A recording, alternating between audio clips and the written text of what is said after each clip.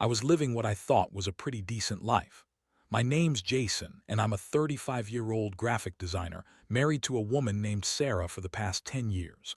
We had our ups and downs like any couple, but things felt stable until they didn't. Sarah's always been this vibrant, social butterfly, the kind of person who can work a room and charm everyone in it. She was my high school sweetheart, the one I thought I'd grow old with. But over the past few months, something changed. At first, it was subtle.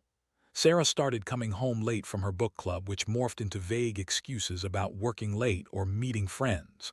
I wasn't overly concerned at first. I mean, we all get busy, right? But then the little things started piling up. She was on her phone more, whispering giggly secrets to friends, and I noticed she often took her phone with her into the bathroom. That was new. It all started to gnaw at me, but I wanted to trust her. After all, we had built a life together.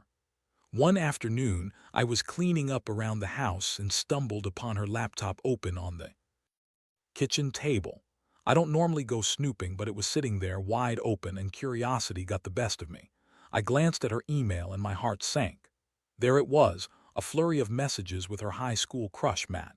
They were flirty, full of inside jokes and I miss you sentiments that left me feeling sick to my stomach. I kept reading, my hands shaking as I scrolled through the conversation, my mind racing. How could she do this to me?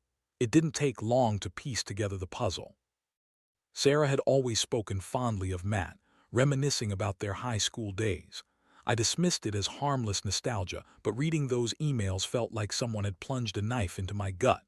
They were planning to meet, and the last message I saw was an arrangement for a private dinner the following Saturday. I felt betrayed, lost, and furious all at once. This was no longer about trust. It was about blatant deception. I confronted her later that evening when she got home. My heart raced as I tried to keep my cool, but my voice trembled with rage and hurt. "Sarah, we need to talk." She looked at me, a deer caught in headlights, and I didn't waste time. I laid out everything I had found, the emails, the flirty exchanges, the dinner plans with Matt. I could see her face shift from shock to that all too familiar defensive posture. "Jason, you don't understand," she exclaimed, her voice rising. "It's not what you think.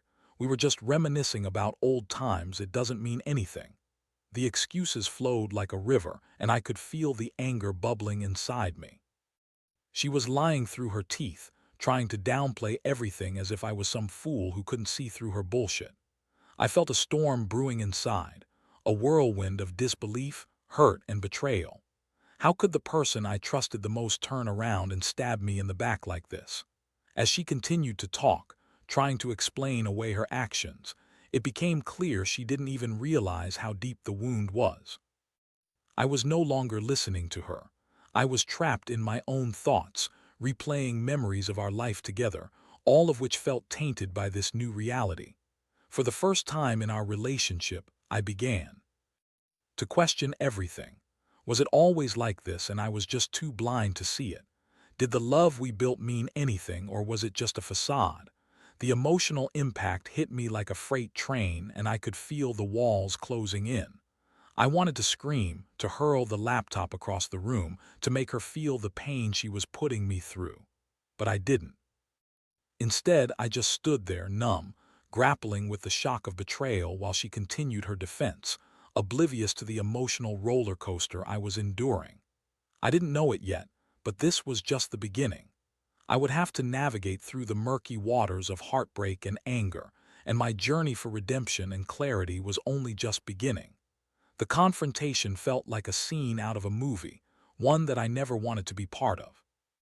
After Sarah's flurry of excuses and half-truths, I could see the desperation in her eyes.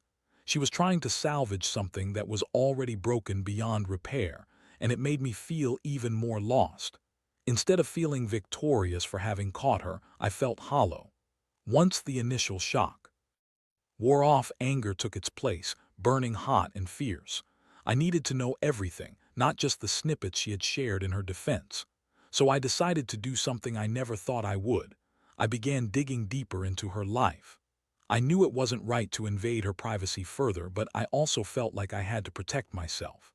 The next morning, while she was still asleep, I went into her phone, and honestly, I had never felt so low. The password was predictable. I had set it for her years ago, something like Love 100. My heart raced as I unlocked it. What I found only confirmed my worst fears. There were more messages with Matt, conversations that went beyond flirtation. They were full of longing and affection. I couldn't believe that this was the woman I thought I knew. One message stood out to me. I can't wait to be with you again, just like old times. My stomach churned at the thought of her reminiscing about old times with him while she was married to me.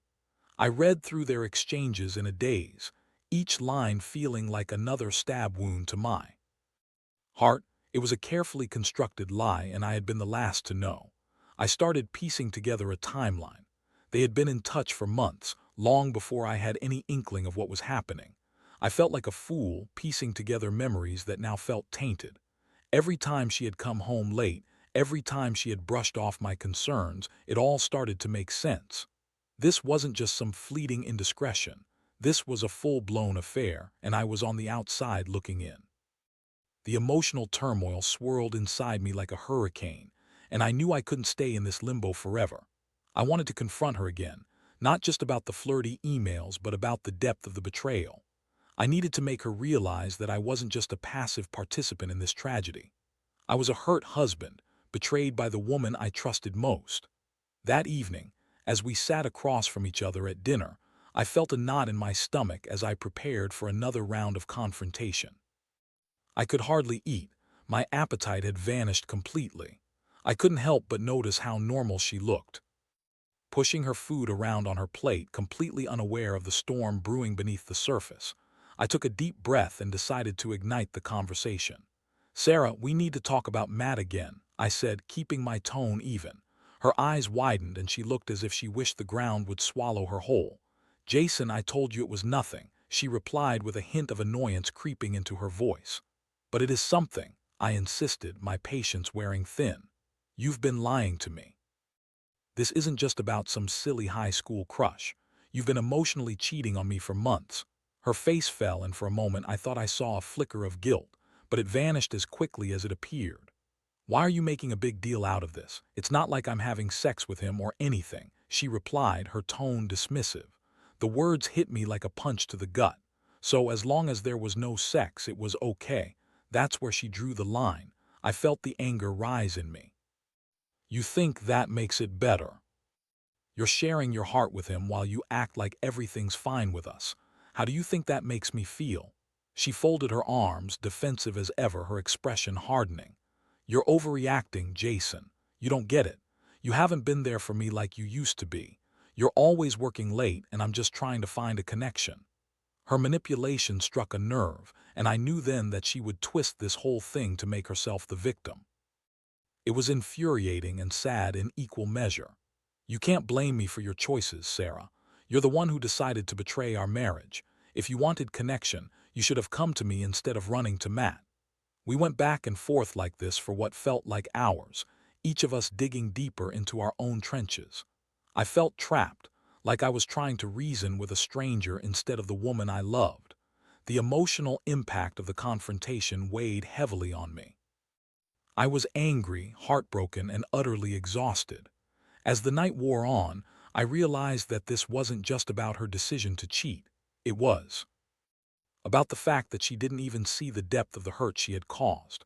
I felt like a ghost in my own home, and I knew then I needed to make a decision about the future of our relationship. The anger simmered within me as I envisioned what lay ahead. I would need to reclaim my life, my freedom, and my dignity. Little did I know, the worst was yet to come. After that brutal confrontation, I spent the next few days in a fog. I couldn't shake the feeling of betrayal, and I was stuck in a whirlwind of emotions: sadness, anger, confusion. I went to work like a zombie, my mind racing with thoughts of Sarah and Matt. Each day felt heavier than the last, and I was losing hope that anything would change. I knew I had to make a choice soon, but what did that really mean? Did I want to fight for a marriage that felt so broken? Part of me still loved her, but that love was battered and bruised. The memories of all the good times we shared felt overshadowed by the betrayal. I kept replaying our history in my mind, trying to figure out where we went wrong. On the fifth day after our explosive argument, something shifted. I realized that I had spent too long wallowing in sorrow. It was time for me to take control of my life. I reached out to a close friend, Mike, who knew all about my marriage and the struggles I had been facing. I needed someone to talk to who could provide perspective. We met for drinks that evening, and I poured out my heart to him.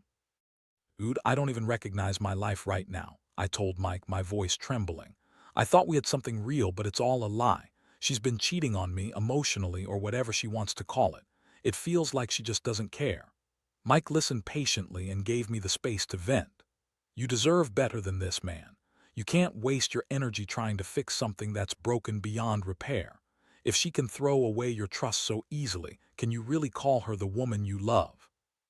His words echoed in my mind long after our conversation ended. That night, I went home and couldn't sleep. I tossed and turned, replaying every moment from our happy times to the current chaos. My thoughts landed on Matt, the man who had swooped in like a thief and stolen everything I held dear. I knew I needed to do something, not just for myself but to expose the truth. The next morning I made a decision that felt both liberating and terrifying. I would take revenge, but not in the way that Sarah would expect. The first step was simple. I decided to message Matt's wife, Jessica. It felt like an extreme move, but I thought about how different our lives would be if the truth were out in the open, shattering the illusion Sarah had created. I sat down at my computer, my heart racing as I crafted a message. I introduced myself and explained how I had stumbled upon the emails between Sarah and Matt. I hesitated for a moment, but I hit send before I could second-guess myself. It was a gamble, and I knew that. But I felt like I was reclaiming my power, taking the first step towards freeing myself from this nightmare. The response came quicker than I expected. "Hi Jason, thank you for reaching out. This is shocking news, but I appreciate your honesty," she replied. I could tell from her tone that she was taken aback. We exchanged a few more messages, and I learned that Jessica had been feeling distant from Matt for a while. It turned out that they had their issues, but she had no idea he was in contact with Sarah. As I read her responses, I felt a sense of satisfaction that I hadn't anticipated. The thought of exposing Sarah's lies to Matt, and in turn, breaking down the facade of their relationship felt like a weight lifting off my shoulders. I knew it might lead to chaos, but I wanted Sarah to realize that her actions had consequences. The day after that, I received a text from Jessica that sent a chill down my spine. I talked to Matt. He denies everything and claims you're just trying to hurt him. I told him what I know, and now he's furious. My heart raced. I didn't know what to expect, but I felt a twisted sense of vindication. Matt's anger was the least of my worries. I was more concerned about what Sarah would do next. That evening she came home late again, and I could feel the tension in the air. As she entered, I tried to act nonchalant, but my heart was pounding. I wanted to confront her again, but I also wanted to see how she would handle the fallout from my actions. "Hey, how was your day?" she asked, a little too casually. "It was fine. I had a conversation with Jessica," I replied, watching her reaction closely. Her face went pale. Realization sparked in her eyes, and I couldn't help but feel a surge of triumph. "Jason, what did you tell her?" she asked, her voice shaky. "Nothing she didn't already know," I said, leaning back in my chair. "But it seems that you've been exposed, Sarah. The truth is out." Her reaction was instantaneous, and it was like watching a dam break. You wouldn't do that," she exclaimed, her voice rising in pitch.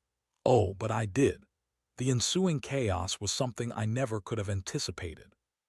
She went from anger to pleading in seconds, trying to salvage her reputation, her voice dripping with desperation. "Please, Jason, you don't understand. I was confused. I didn't mean to hurt you." I stood my ground, my heart racing at the turn of events. I was no longer the betrayed husband willing to accept her excuses. I had taken the first steps toward reclaiming my life, and I wasn't about to let her twist the narrative again. As the night unfolded, I felt a mix of emotions: relief, anger, and a glimmer of hope. Things were unraveling, and the fallout was just beginning. As the chaos unfolded, I felt the weight of the world shifting. Sarah's pleas echoed in the air, and I could see her scrambling to regain control of the narrative. It was almost surreal to watch, the woman who had shattered my trust now desperately trying to piece together her own fractured reality. "Jason, please, you don't have to do this," she cried, her voice trembling. "You can't just go telling people our problems. This is between us." "Is it?" I shot back, my voice steady but laced with emotion. "You made it very public when you decided to betray me. You put your feelings for Matt above our marriage, and now you want to keep it quiet." She opened her mouth to argue, but I could see the realization dawning on her. There was no way out of this. I was no longer the passive husband sitting quietly on the sidelines. I had taken action, and it was shaking her to her core. "I know I messed up," she finally admitted, her bravado crumbling. "But I can fix this. Just give me a chance to explain." I took a deep breath, feeling the anger simmer beneath the surface.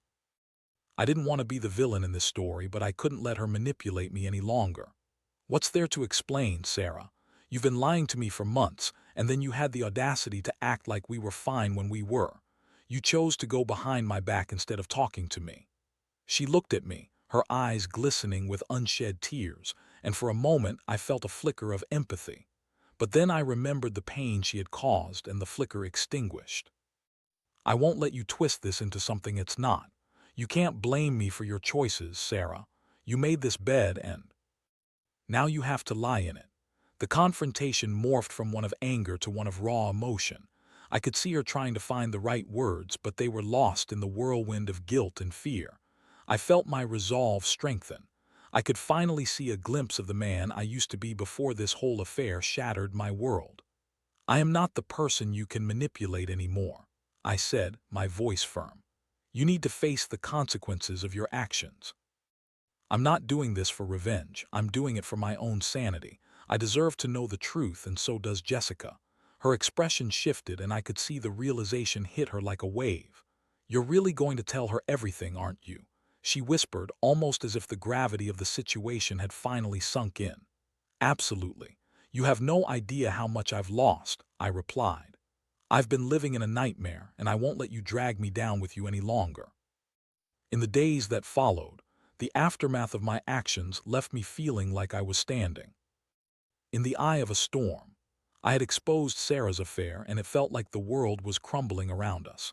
Friends who had once admired our picture-perfect marriage were now pulled into the chaos, and I couldn't shake the feeling of humiliation. Sarah and I had stopped communicating, aside from the occasional heated argument. It was a strange dynamic, like living with a stranger who was once my partner.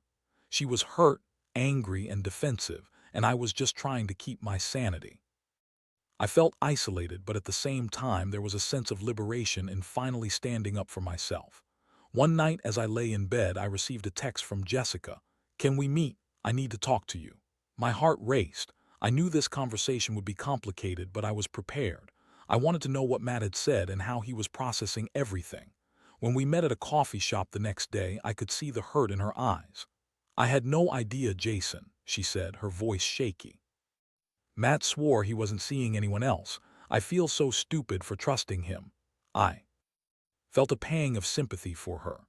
"You're not stupid, Jessica. He lied to both of us. I wish I could say it gets better, but I'm still trying to figure out how to move on myself."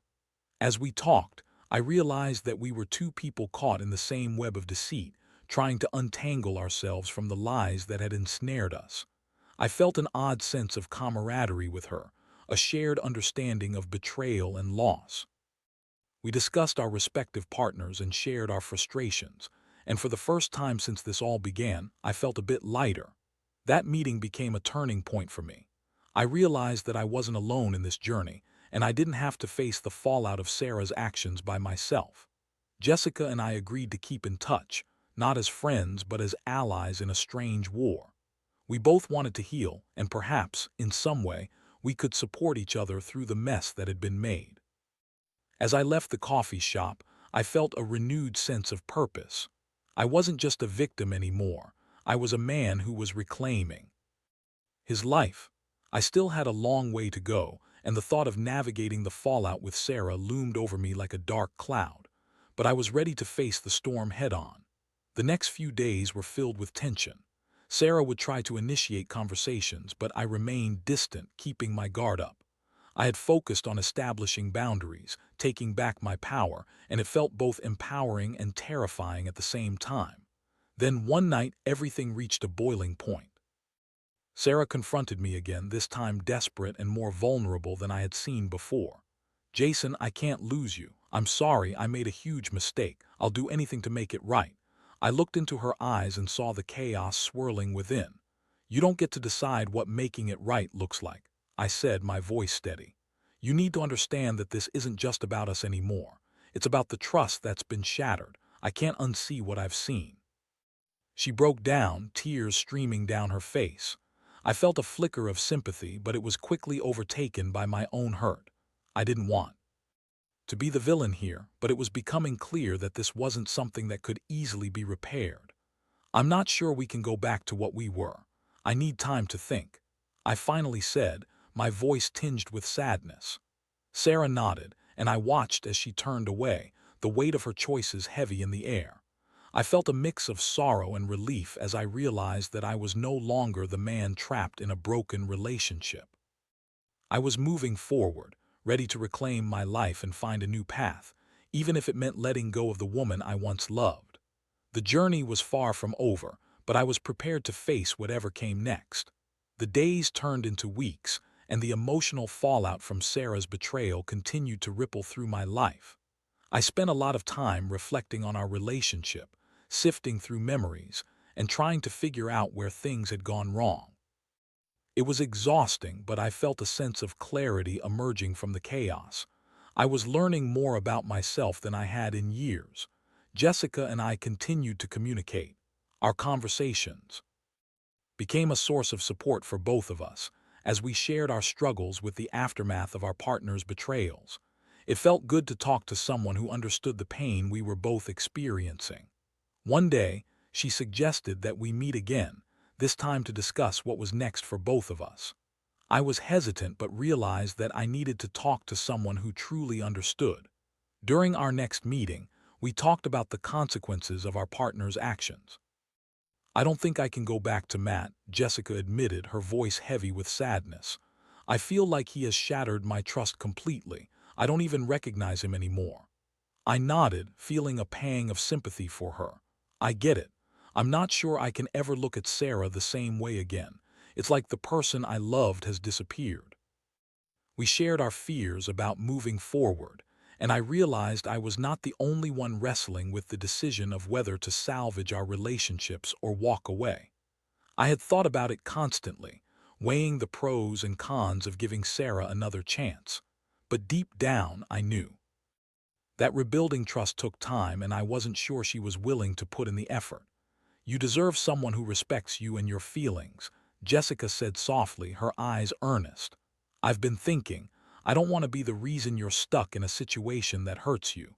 You have to figure out what's best for you, regardless of what Sarah or Matt say." Her words struck a chord with me. I knew that Jessica was right. I had to prioritize my own healing, even if it meant breaking free from the remnants of my marriage. That night I went home with a renewed sense of purpose. I needed to face Sarah again, but this time it would be different. I was ready to set firm boundaries and express my intentions moving forward. When I walked into the house, I found Sarah sitting on the couch, her eyes red from crying. "Jason, can we please talk?" she asked, her voice barely above a whisper. I took a deep breath, reminding myself to stay calm. "We can talk, but I need you to listen and not make excuses. I'm still processing everything that's happened." She nodded, and I could see the weight of the situation was heavy on her shoulders. "I know I messed up. I never meant to hurt you. I was lost." "Lost," I replied, crossing my arms. "You don't just get lost and start flirting with an ex. You chose to betray me, and that choice has destroyed the trust we built over 10 years. "I know," she said softly, tears streaming down her face. "I'm trying to take responsibility, but I love you, Jason. I want to fix this." "I'm not sure it's possible," I admitted. "You've hurt me in a way I can't just forget. When I think about our future, I feel scared and uncertain." She began to plead, and as I listened to her, something clicked inside me. I realized that I was tired not just of her excuses, but of carrying the weight of her actions on my shoulders. "Sarah, I need to be honest. I don't know if I can stay in this marriage. It's not just about what you did, it's about how I feel moving forward. I've been betrayed, and it's going to take a lot for Me to trust you again if I even can. Her face fell and I could see the realization hit her hard. You're serious. I am, I said firmly. I need to reclaim my own life. I can't keep living in this state of uncertainty. I need to think about what's best for me, and right now, that means considering separation. The silence that followed was deafening. I felt both liberated and terrified at the same time. It was as if a weight had been lifted from my shoulders, but the gravity of my decision weighed heavily on the air between us. Jason, please don't do this, she begged. I'll change. I'll do anything. Just give me another chance. I shook my head, feeling the bitterness rise in my throat. You had your chance, Sarah. You made your choices, and now I have to make mine. The confrontation left us both emotionally drained. I walked away, knowing that I had taken a significant step toward reclaiming my life. It was a painful realization that our marriage had become a shadow of what it once was, but I also felt an odd sense of empowerment. I was finally standing up for myself, and while it hurt, I knew it was necessary. In the days that followed, I focused on finding my footing again. I visited a therapist who helped me process my feelings and navigate the tangled emotions surrounding the betrayal. It felt good to talk to someone who wasn't involved in the situation, someone who could provide an outside perspective. As I continued to heal, I had to confront the fact that the emotional scars would take time to mend. I began to explore my own interests again, rediscovering hobbies I had put on the back burner during my marriage. I started painting again, something I had loved in college but had neglected over the years. The creative outlet allowed me to express my emotions in a new way, and it felt liberating to pour my feelings onto the canvas. One evening, as I was focused on a new piece, I received a text from Jessica asking how I was doing. I responded honestly, sharing my progress and how I was slowly coming to terms with everything that had happened. Good for you, she replied.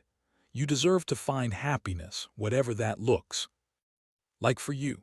Her support warmed my heart, and I felt lucky to have a friend who understood my journey. As time passed, I began to find a sense of peace amidst the chaos. I was no longer a victim of circumstance. I was reclaiming my identity. But I knew that the final confrontation with Sarah was still looming, and I needed to prepare myself for what was to come. I had to make my decision official, and while it was daunting, I felt ready to take that step. I had learned a lot about love, trust, and the importance of self-worth, and it was time to move forward. I reached out to Sarah and suggested we meet to discuss everything one last time. I knew that closure was what I needed to truly move on, and I hoped it would give her a chance to understand my decision. The weight of that impending conversation rested heavily on me, but I was ready to face it. I had come this far, and I wouldn't back down now. The day of the final conversation with Sarah arrived, and I felt a mix of anxiety and determination coursing through me. I knew this meeting would be tough, but it was necessary to put everything on the table and finally put an end to the chapter of my life that felt like a never-ending nightmare. We agreed to meet at a small cafe I used to love, a place that once held happy memories for us. I arrived early, my heart pounding in my chest as I waited for her. I felt like I was standing on the edge of a cliff, ready to jump into the unknown. When Sarah walked in, she looked different, vulnerable and fragile. The confident facade she had worn for so long was gone, replaced by a raw honesty that made my heart ache.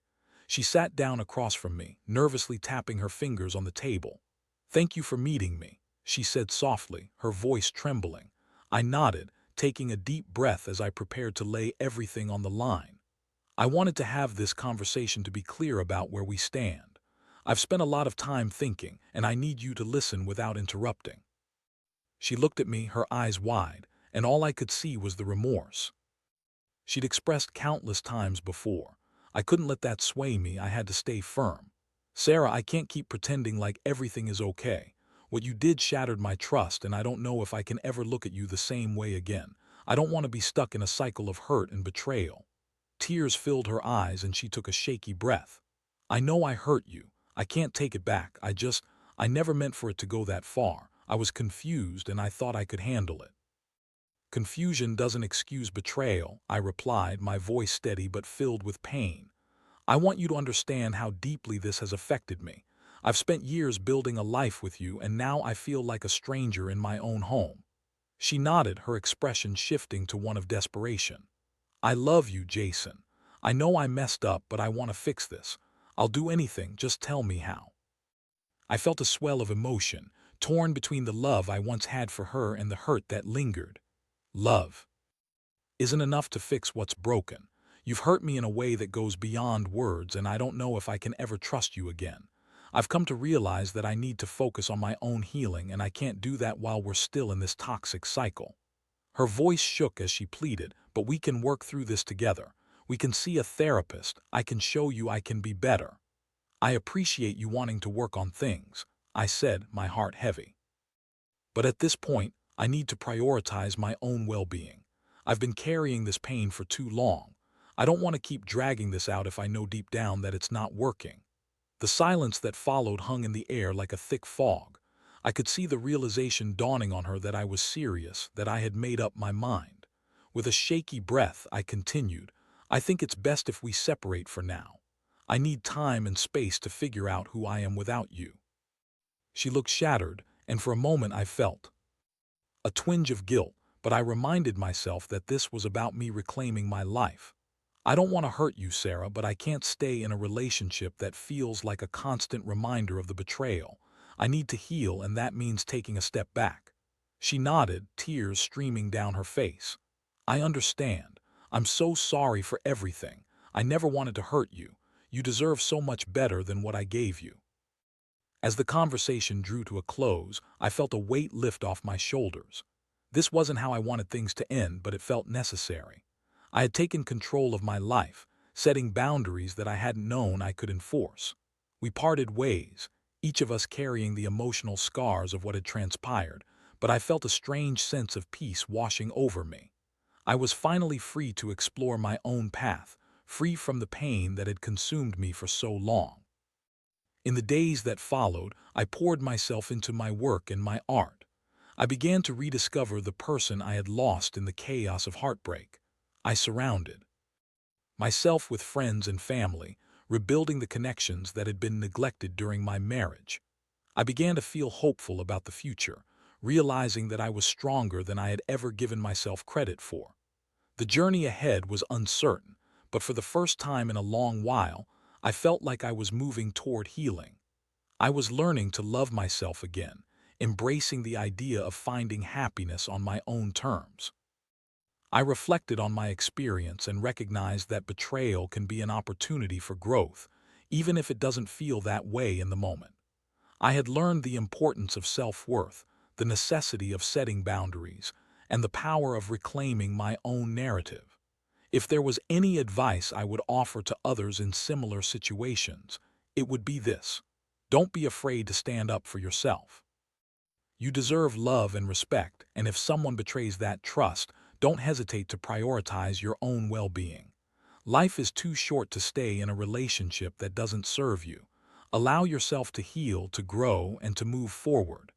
As I looked to the future, I felt a renewed sense of hope. I was ready to embrace whatever came next, knowing that I had the strength to rise from the ashes of betrayal and build a new life.